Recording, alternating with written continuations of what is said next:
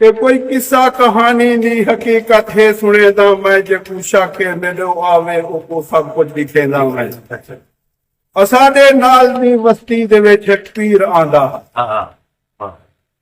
असाडे नाल दी बस्ती दे विच एक पीर आंदा हा कदई कई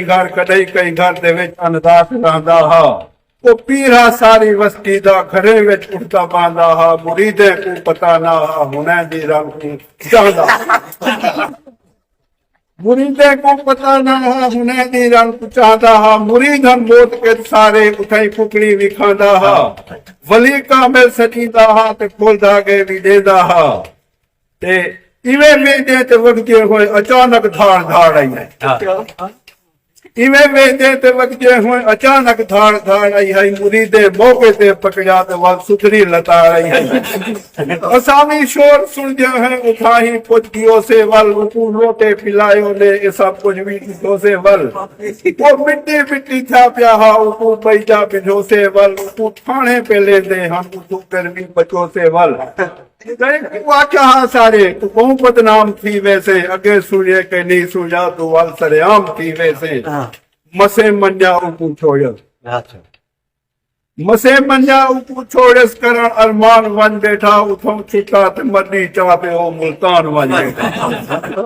ओ मुख कढण दा कहना हाथ का नुकसान वन बैठा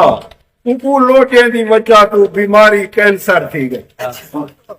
एक कहानी सच्ची कहानी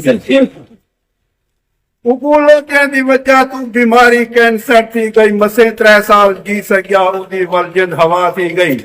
उदी मैयत कुचा के ओ वला मजार ते आगे उदा डाडा जिथा दफनिया हूं दरबार ते आगे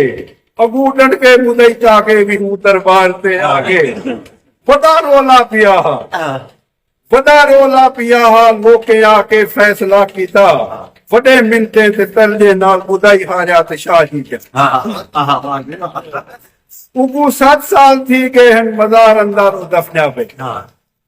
उकू 7 साल थी गए हैं मजार अंदर दफना पे गिलाफन कपते ऊदी ते होटीवा भी पलदा पे उठाई मनता मनोजा है उठाई नजरा नियाजा है वो मुश्किल कुशा है हो जा उसके फिया जाए मशहूरी इतनी थी गई है सुथा और थी